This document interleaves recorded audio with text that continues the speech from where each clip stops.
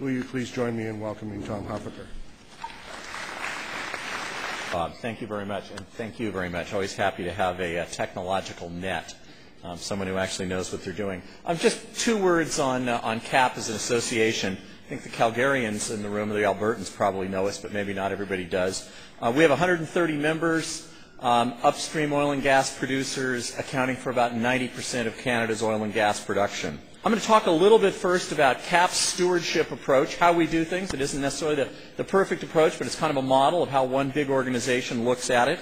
And then I'm going to talk a little bit about oil sands, because it really wouldn't be any fun to have me here if I didn't talk about oil sands, right? As you see, our program was initiated in 1999, our stewardship program. It became mandatory as a condition of membership, participation in the program, and reporting of data within the program for our members in 2003. They submit every year. It's over 50 metrics now that they submit. We have annual public reporting. I think this last year we went from killing a reasonable number of, or an unreasonable perhaps, number of trees on a hard copy to strictly having it on our internet site, which is www.cap.ca. And as you'll see from the last bullet, we define stewardship for our purposes rather broadly. Environment is a very, very big piece of that, but we also have our safety and our social performance metrics within our stewardship program. We don't categorize any one piece of that as more important than the other, but organizationally, to keep advancing how we do all of these things well, we have bundled them together. This is just a little bit on this year's blurb on this year's report. Let me talk a little bit about the principles behind our approach to stewardship. I can't read my own writing in front of me, and I don't want to look at that, but I've got this great little laptop right here. Worker safety and health is a big, big piece of that. And it's not just our workers, it's also our contractors, it's also safety and health in the communities where we're doing business. Obviously, conducting our business in an environmentally responsible manner is an absolutely key part of our outlook on stewardship. Open exchange with many, many stakeholders is an important piece of it. It's a principle that we believe in. And creating opportunities for economic and social opportunities, jobs opportunities for growth is a very important piece of it. And then finally, doing our business, all of our activities in an ethical, honest, and transparent manner is very, very important. And when I look at the order we have our principles in, it strikes me we probably should have that first, because that's probably what everything else flows from.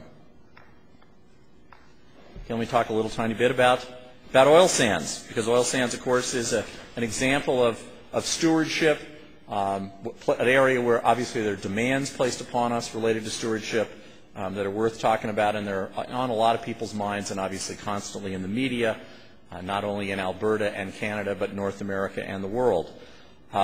Just a couple of quick statistics probably most of you know. Canada accounts for about 2% of global GHGs. That actually is pretty darn significant. We're not trying to act like it's not significant, but obviously compared to China or the United States, that is a relatively small number. Oil sands count for a little bit less than 5%. We round all these numbers up. A little bit less than 5% of Canada's greenhouse gases, which adds up to a little bit. It's actually a little bit less. It's not 0.1 of global GHGs. It's actually 0.08% of global GHGs. And a map I didn't bring with me today. I wish I had, and I never use it to put down our American friends. I, in fact, as you heard, am an American. But it is fascinating to look at this bubble chart we do of North American GHG emission points, and you get the oil sands on it, and it's a fairly significant spot of GHG emissions. And then you put the coal-fired industry, electricity industry in the United States on the map, and wow, does it put the oil sands in some perspective. And I'm really sorry I didn't throw that into this deck, but I'll just give you one example.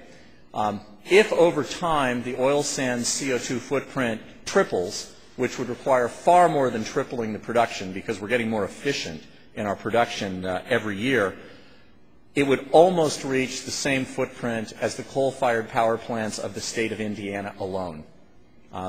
Amazing, the rather significant carbon footprint of the coal industry in my home country. Most of you will have heard discussion around the GHG efficiencies of the oil sands versus other sources of oil. And most of these focus on the production footprint of the oil sands. That is, the carbon footprint of extraction. We have argued, and I think we've gotten a lot of people to agree, that really, if we want to have a reasonable comparison, we ought to compare full life cycle carbon footprints of given sources of oil. And as you'll see on this chart, if you look at, and this was recently produced by Jacobs, a very respected engineering firm out of the United States, if you look at full life cycle carbon footprints, you don't get 3 times the carbon footprint. You get, in some cases, up towards 20% greater carbon footprint, and sometimes far less than that. And I've got to admit, as a Californian who sometimes has a bit of a jaded view on my home state's self-image of itself on the environmental front, yes, that is California thermal oil, which probably most people don't even know there is such a thing. California still produces about 600,000 barrels a day of oil, which is almost half as much as produced by the oil sands. It's pretty darn significant. And California thermal oil, as you'll see there, actually has a higher carbon footprint than much of the product of the oil sands. And in fact, most of these, other than such things as Saudi light, fall in a relatively narrow region or narrow band.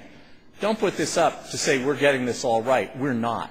The reality is, however, over time, technology is driving the carbon footprint per barrel of oil sands down significantly. We're going to continue to invest in that technology. We're going to continue to drive that carbon footprint down. And we are confident that over time, we will have a carbon footprint that is, no better or no worse than most of the baskets of oils that are entering the North American market. Just a couple words on another topic everybody hears a great deal about, and that is the land footprint of the oil sands. Now, some of you, perhaps some of you not from Alberta, will be familiar with the idea that the oil sands are over an area roughly the size of Florida, and this concept that's out there that this is going to lead to strip mining an area the size of Florida. Some good news for you there. The area of the oil sands that is mineable is probably about the size of Tampa, Florida, not Florida. The area that has currently been mined is about the size of Edmonton. Boy, I don't want to say for a minute that is not a significant area. It is a very significant area.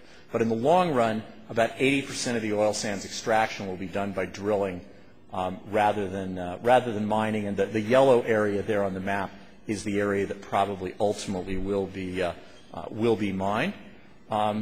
And then switch a little bit to some of the oil sands story that you don't necessarily always see. These are areas that have been reclaimed. Can we claim that they have been absolutely reclaimed back to the form they were in? No. Wouldn't want to try to make that assertion. It's not accurate. Only one region one project has actually been certified by the province and turned back to the province. But these are other areas that are on that path. They will be turned back to the province in time, but haven't been yet. I'm running out of time, and I think I'm very close to out of slides. The water story in the oil sands is another one that people hear a lot about. Again, we're not up here to act like this is unimportant, that we don't care about it, and that we don't recognize that we've got to do better over time.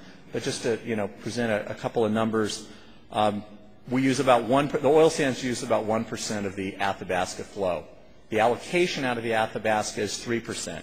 3% sounds very, very small. We're not there.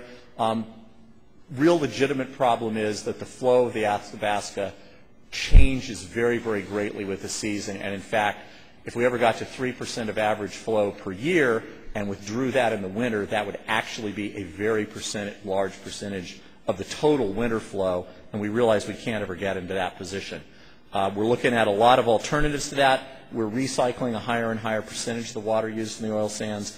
And increasingly, especially as the production moves to what I refer to as the drilling, the in situ production, as we move down that route, we will increasingly be using brackish or saline water, non-potable water that's not usable for agriculture, not out of a river, and it will ultimately, most of it, be put back underground in its not particularly clean state. And I think I'm to 1 minute, and I am done. Thank you very much.